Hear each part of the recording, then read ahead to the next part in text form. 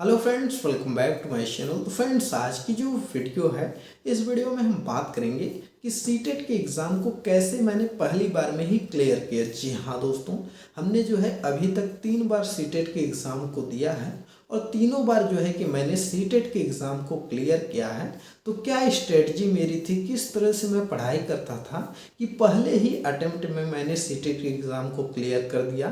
तो आज वो पूरा स्ट्रेटजी आपको बताऊंगा, कौन कौन सी बुक्स मैं पढ़ता था वह भी आपको बताऊंगा।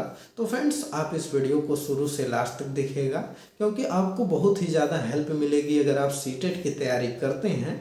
तो फ्रेंड्स, चलिए वीडियो को स्टार्ट करते हैं। अगर आप लोग चैनल पर नए हैं तो चैनल को ज़रूर सब्सक्राइब कर लीजिए। तो फ्रेंड्स, चलिए हम आपको बताते हैं कि किस तरह से जो है कि मैं सीटेट के एग्ज़ाम की तैयारी करता था। तो फ्रेंड देखिए, सीटेट का जो सब्जेक्ट है, इसमें आपके 5 सब्जेक्ट आते हैं। पहला सब्जेक्ट आपका सीडीपी होता है, दूसरा ईवीएस होता है, तीसरा जो है कि आपका हिंदी होता है, चौथा आपका मैथ्स होता है और पांचवा जो है वह ऑप्शनल आपका होता है, जिसमें कि आप संस्कृत भी ले सकते हैं या इंग्लिश भी ले सकते हैं। तो मैंने जो है कि इसमें संस्कृत लिया था, तो यह 5 सब्जेक्ट मेरे थे। तो इसमें सबसे पहले हम बात करते हैं सीडीपी के बारे में। तो सीडीपी की जो मैं तैयारी करता था, उसके लिए मैं क्या करता था कि मैंने एक जो है कि यूथ पब्लिकेशन की बुक लिया था, जो कि टॉपिक वाइज था, मतलब गाइड लिया था उसका। तो उससे मैं क्या करता था कि सबसे पहले मैंने सिलेबस देख लिया कि जो है कि सीडीपी में कितने जो है कि चैप्टर हैं, कौन कौन से चैप्टर से क्वेश्चन आते हैं। और साथ ही में एक काम यह भी किया था कि जो प्रीवियस ईयर जो क्वेश्चन मतलब पेपर हुए थे, उससे मैंने मिला लिया था कि किस टॉपिक से ज़्यादा क्वेश्चन आते हैं। तो अभी तक मैंने पढ़ाई स्टार्ट नहीं की थी, बस यह मिलाया था कि किस चैप्टर से जो है कि ज़्यादा क्वेश्चन आते हैं, कौन से चैप्टर ज़्यादा इम्पोर्टेंट है। तो उससे क्या हुआ कि मुझको एक पैटर्न थोड़ा सा पता चल गया कि लगभग इस चैप्टर से क्वेश्चन आते हैं। तो मैंने उसको टिक किया और जो मैंने यह गाइड लिया था, उससे मैंने अपना पढ़ाई स्टार्ट किया। तो उससे जब मैं पढ़ता था तो क्या होता था कि काफ़ी चीज़ें ऐसी होती थी जो कि गाइड से पढ़ करके तुरंत समझ में नहीं आती। तो उसके लिए मैं जो है कि यूट्यूब पर जाता था और वहाँ पर सर्च करके वह टॉपिक डालता था और उसके बाद जो है कि 2-3 वीडियो आ जाते थे, तो वह वीडियो देखता था। 1 बार 2 बार 3 बार देखता था, जिससे कि वह टॉपिक क्लियर हो जाते थे। और उसके बाद जब वह टॉपिक क्लियर हो जाती तो अगली टॉपिक को मैं पढ़ता था। तो इस तरह से मैं सीडीपी की तैयारी किया। और उसके बाद सीटेट में एक चीज़ बता दें कि सबसे जो मोस्ट इम्पॉर्टेंट चीज़ है वह है शिक्षण शास्त्र। जी हाँ दोस्तों, शिक्षण शास्त्र की जो लोग तैयारी कर लेंगे सीटेट में, उसका सीटेट जरूर निकल जाएगा, क्योंकि शिक्षण शास्त्र आप जानते हैं 15 नंबर का आपका सीडीपी में आता है, 15 नंबर का आपका जो है कि मैथ्स में आता है, 15 नंबर का आपका संस्कृत में आता है, 15 नंबर का आपका जो है कि हिंदी में आता है। तो कुल मिलाकर के 60 नंबर जो है कि आपके शिक्षण शास्त्र से आते हैं। तो इसलिए मैंने सबसे ज़्यादा फोकस किया था शिक्षण शास्त्र पर। जब मैंने बाल विकास पढ़ लिया, थोड़ा बहुत तैयार हो गया, तो सबसे ज़्यादा मेरा फोकस था शिक्षण शास्त्र पर, क्योंकि इससे मुझको 60 नंबर मिलने वाले थे। तो उसके लिए मैंने जो है कि जो बुक लिया था गाइड के तौर पर, वह स्पेशली इसी की थी, सीडीपी और शिक्षण शास्त्र की। तो उसमें काफ़ी अच्छे से सब कुछ दिया था, तो वह मैं वहाँ से पढ़ लिया। उसके बाद जब मैंने वहाँ से पढ़ करके ख़त्म किया, तो उसके बाद यूट्यूब पर मैं आया और वहाँ पर जो है कि बहुत से जो है कि कोचिंग वाले मैराथन चलाते थे शिक्षण शास्त्र के।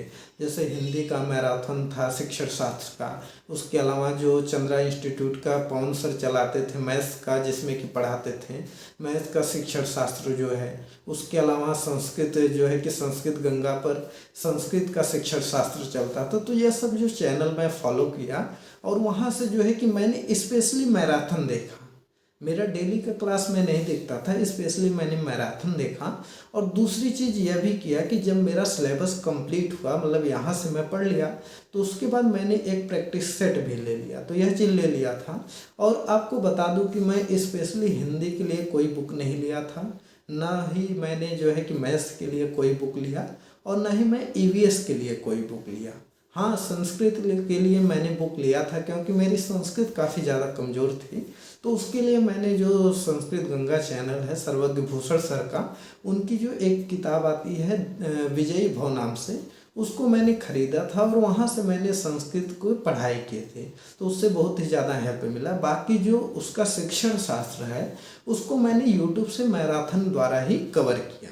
तो फ्रेंड्स सबसे ज़्यादा फोकस आप शिक्षण शास्त्र पर ही करिएगा। और उसके अलावा फ्रेंड्स आप एक चीज़ यह करिएगा कि जब जो है कि आप तैयारी अच्छे से कर लें तो उसके बाद आप एक प्रैक्टिस सेट ज़रूर खरीदिएगा, क्योंकि मैंने भी जो है कि यूथ का प्रैक्टिस सेट लिया था और उसके बाद जब मेरी तैयारी थोड़ा हो गई, सीडीपी मैंने पढ़ लिया, शिक्षण शास्त्र मैंने पढ़ लिया, तो उसके बाद मैं प्रैक्टिस सेट लगाता था। तो इसमें क्या आता था कि बहुत सारी टॉपिक ऐसी थी जो कि पढ़ करके क्लियर तो हो गई थी, लेकिन जब क्वेश्चन अटेंड करता था तो वहाँ पर कंफ्यूज हो जाता था। तो ऐसे में मैं क्या किया कि उसके लिए मैं यूट्यूब पर गया और वहाँ पर जो है कि जो भी टॉपिक से रिलेटेड कन्फ्यूजन होते थे उसका जो है कि प्रैक्टिस जो यूट्यूब पर करवाते थे उसको देख लेता था। स्पेशली जो है कि मैं बताना चाहूँगा कि सीडीपी के लिए जो यूट्यूब पर लेट्स लर्न चैनल है हिमांशी मैम का, वहाँ से मैंने मदद लिया था और वहाँ से मैंने काफ़ी ज़्यादा चीज़ें सीखी और वहाँ पर काफ़ी बेस्ट कंटेंट भी आपको मिल जाएगा। फ़िलहाल यह प्रमोशन नहीं कर रहा हूँ, मैं जो है कि बता रहा हूँ मैंने इस तरह से पढ़ाई किया था। तो वहाँ से जो है कि मैंने पढ़ा और वहाँ से क्लियर किया। और इस तरह से जब मैंने पहली बार सीटेट का एग्ज़ाम दिया तो उस समय पहली बार ही ऑनलाइन एग्ज़ाम हो गया था, तो उसमें मैंने 105 नंबर जो है प्राइमरी में गेन किए और 104 नंबर जो है कि जूनियर में मैं लाया। तो जूनियर में फ़िलहाल मेरा साइंस और मैथ था, तो उसकी अलग वीडियो बना दूंगा कि जूनियर की तैयारी कैसे किया था। फिलहाल इसमें प्राइमरी की ही बात करते हैं, क्योंकि अभी आपके पास 1 महीने का समय है तो आप भी यह स्ट्रेटजी अपना सकते हैं। तो फिलहाल फ्रेंड्स अगर आपका एग्ज़ाम है सीटेट का और प्राइमरी का है तो उसके लिए आप सबसे पहले यही चीज़ क्लियर करिए कि जो टॉपिक आपका क्लियर नहीं है सबसे पहले आप उसको क्लियर करिए। क्योंकि सीटेट एग्ज़ाम ऐसा होता है कि अगर आपको किसी भी टॉपिक के बारे में डीप नॉलेज नहीं है तो आप क्वेश्चन को हल नहीं कर सकते हैं, क्योंकि इसमें जो क्वेश्चन आते हैं वह कभी भी रिपीटेड क्वेश्चन नहीं रहते हैं। मतलब क्वेश्चन तो वही रहेगा लेकिन उसका लैंग्वेज अलग रहेगा, वह थोड़ा सा तरीका बदल देंगे। कभी भी आप देखेंगे कि जो पिछले साल क्वेश्चन आया था सेम वही क्वेश्चन नहीं रहता तो वही क्वेश्चन है लेकिन उसका लैंग्वेज अलग रहता है, हर चीज़ें अलग रहती हैं। तो इसलिए आप जब तक किसी भी टॉपिक के बारे में डीप नॉलेज नहीं रहेगी तब तक जो है कि आप उसको नहीं कर पाएंगे। तो इसलिए आप क्या करिए कि सबसे पहले आप अपने टॉपिक को क्लियर करिए। उसके लिए आप ज़्यादा अच्छा रहेगा कि आप कोई गाइड खरीद लीजिए, कोई बुक खरीद लीजिए, क्योंकि अगर आप किताब से पढ़ते हैं तो वहाँ पर सब कुछ टॉपिक सीक्वेंस से दिया रहता है और सब कुछ टॉपिक आप क्लियर कर लेते हैं, कोई भी टॉपिक नहीं छूटती है। लेकिन अगर आप यूट्यूब को फॉलो करते हैं, किसी चैनल को फॉलो करते हैं तो वहाँ पर जो लोग वह पढ़ाएंगे वही चीज़ें आप पढ़ेंगे। वह कोई टॉपिक छोड़ दिए तो आपका भी छूट जाएगा। और दूसरी चीज़ यह भी रहती है कि यूट्यूब पर देखे होंगे ज़्यादातर लोग जो है कि केवल प्रैक्टिस सेट ही करवाते हैं। तो इसलिए सबसे पहले आप अपना जो है कि टॉपिक को क्लियर करिए और जब आपका टॉपिक क्लियर हो जाए तब आप यूट्यूब पर आकर के प्रैक्टिस कर सकते हैं, तो आपको वहाँ से हेल्प मिलेगी।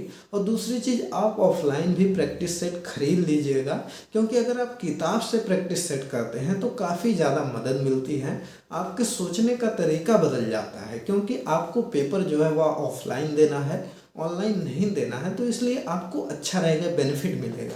तो इसलिए मैंने ऑफलाइन ही प्रैक्टिस सेट लिया था और ऑफलाइन करता था, कुछ टाइम जो है कि ऑनलाइन भी किया।